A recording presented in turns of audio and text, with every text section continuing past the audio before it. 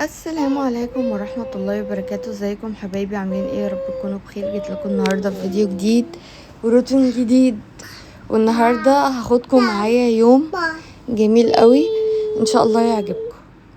انتظروا بقى الفترة الجاية ايه شوية فلوجات حلوين قوي. انا اصلا يعني قاعدة دلوقتي قلت همتش كله ورا بعضه وانزل كله واسيبهم ينزلوا بقى ايه لوحدهم عشان ايه ما كسلش خالص. إيه اول حاجة، انا كنت صاحيه بدري الساعه 9 الصبح. النهارده هقول لكم احسن اكله تعملوها وانتوا رايحين البحر وما تاخدش منكم وقت خالص، ولا تاخد مواعين ولا تاخد شيل ولا اي حاجه خالص. بصوا، اول حاجه انا زي ما قلت لكم صاحيه بدري، فقلت ايه مفيش غيره اللي بينقذني الصبح الايس كوفي في الحر ده، بينزل كده يفوق ويرطب القلب. ده غير كمان ان انا لما بشرب قهوه على الريق، معرفش ليه يا جماعه الحوار ده، معدتي بتوجعني جدا جدا، معرفش ليه. انا عندي عسر هضم، بس معرفش ده ليه علاقة بالكلام ده ولا لا، يعني عشان مفتيش. بس حقيقي فعلا بطلت ان انا اشربها على الريق. اول حاجة انا بحط النسكافيه والسكر، طبعا ده الاتنين دول حسب الرغبة. انا بحط 3 معالق نسكافيه عشان افوق، وبحط يعني نقطة مية، وهنا حطيت كراميل وحطيت لبن مكثف، بيبقى طعمه بصوا ولا الفنادق. وهنا حطيت اللبن وبسيب مساحة طبعا ليه للتلج. الاول بضربهم عشان اللبن يمتزج كويس بالنسكافيه، ما احبش اقلبهم كده، ما احسش ان هما امتزجوا كويس. فبصوا بضربه كده لغايه ما يعمل فوم، وبعد كده انزل عليه بقى ايه بالتلج. وكلت معاه ايه شويه كوكيز، عشان برضو بخاف يعني بأمن انه ما يوجعش بطني. والكوكيز حاجة خفيفة، يعني لازم برضو افطر عشان اعرف اقف. عايزة اقول لكم ان انا اليوم ده يا جماعة والله العظيم انا كنت نايمة تقريبا الساعة 6 ولا الساعة 5:30، صحي الساعة 9. الحماس بيخليني اصحى كده من غير منبه. يلا ندخل في الاكل على طول. اول حاجه قطعت بصل وفلفل الوان، ما عندكيش فلفل الوان عادي مش مهم، مش فارقه، ممكن بالبصل بس بتبقى طعمه. عملتها كتير بالبصل كانت تحفه. ونزلنا باللحمه المفرومه، حاسبه هتقع عليكي فريده. المهم حطيت اللحمه كده، واول ما اللحمه تدبل يعني بحط عليها ايه بقى بهارات.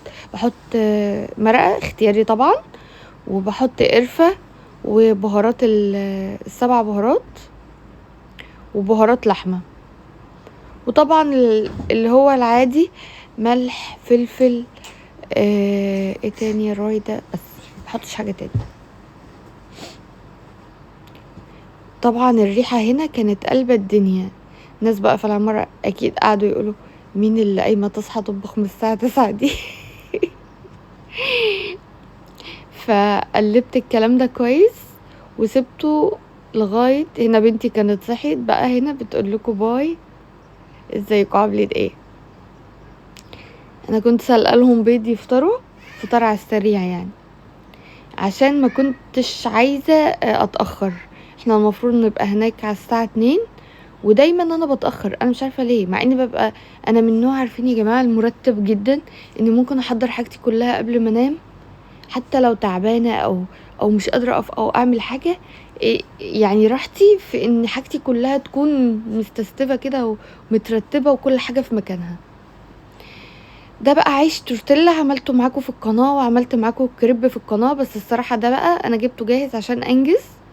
اللي هي الكيسه كده بيبقى فيها 5، ودي انضف نوع جبنه ممكن تجربوه والله العظيم حكايه.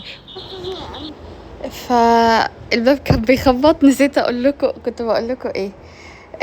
فده يعني الاختراع ده يا جماعه اللي يجربوه بالله عليكم، اللي يجربوه ويجي يقول لي في الكومنت على طول، لان انا متاكده ان مفيش شك ولا 1% ان حد ما يعجبوش طعمه. تخيلوا والله العظيم بجد عن تجربه. ده غير ان انتي مش بتاخدي بقى معاكي صواني ولا حلل ولا علب ولا اي حاجه خالص. بصوا عشان ابقى معاكم، حطيت الجبنه افنتي دي احنا عارفينها من محل بيتزا هنا، هو اللي قال لجوزي، يعني هو صاحب جوزي، فمش هقول ايه هو مشهور. فهو اللي قال لجوزي على الجبنه دي. وحطيت البيك تيستي وحطيت صوص شيدر بس، حطيتش اي حاجه تاني خالص. هو الساندوتش كده وهحمره من كل ناحيه. تمام بنات، اعملوه زي ما بقول لكم كده بجد، انتوا كانكم طالبين اكل جاهز، والله ما ببالغ. انتي طبعا تقدري تستبدلي اللحمه المفرومه لو عندك فراخ متقطعه قطع مكعبات، ممكن بسطرمه، ممكن لانشون، ممكن بيف حتى. مش عارفه، حاسه ان العيش بالصوصات بالموتزاريلا يليق على كل ده. بصوا بقى، ده اللي انا بقول لكم فيه، ان احنا ما نشيلش ولا نتعب نفسنا، لان احنا عايزين نتبسط برضو مع اولادنا يا جماعه. انا لسه برضو انا امهم بس عايزه اتبسط برضو. بحطها في ورق زبده الاول، لان غلط اي اكل يلامس ورق الفويل. وبغلفها طبعا. اول واحده انا مقطعاها عمياني كده بالحب، ما كنتش اعرف المقاسات، فطلعت ايه صغننه كده شويه بس شغاله يعني. والباقي بقى ظبطتهم كلهم لغايه ما عملت الكميه كلها. طبعا الشنطه بتاعه البحر انا مجهزاها من ليلتها. هنا بقى كنا خارجين رايحين البحر، جوزي طبعا واقف بره، انا قايله له بملى الازازه. عندي الازازه اللي انا وريتها لكم ال2 لتر دي، نفعاني جدا جدا والله العظيم يا جماعه. في مشاوير البحر دي بحط فيها تلج، بتقعد معايا حبه حلوين قوي. قعدنا بقى الناس، القعده كانت حلوه، واتغديت وعملوا لي بقى كوبايه شاي رهيبه، يعني كوبايه شاي دي رهيبه. بنتي هنا بقى خلاص طلعت من البحر ولبستها هدومها التانية، وقعدت اخد لي شويه صور. روحت بقى البيت.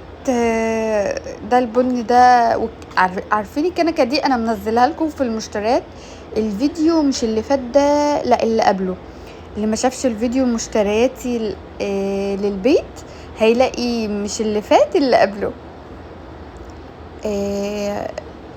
ما جربتهاش ولا مره، تخيلوا دي اول مره اجربها وطلعت حلوه قوي، بس مش بتعمل وش، يعني مهما زود بن مش بتعمل وش. انا مجربه البن ده بقى في الكنكه الستانلس ستيل، بيعمل لي الوش عادي بالمقدار اللي انا بعمله. بس هي الصراحه البايركس مش بتعمل لي. ايه ده، هي فريده نامت يعني. بس قعدت بقى هنا، روحنا بعد ما روحنا انا قعدنا بقى نلون شويه. لازم بقى جزء من يومنا التلوين.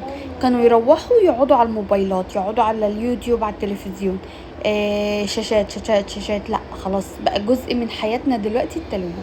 لو عجبكم الفيديو استنوا فيديوهات تانية، واشوفكم في فيديو جديد. مع السلامه.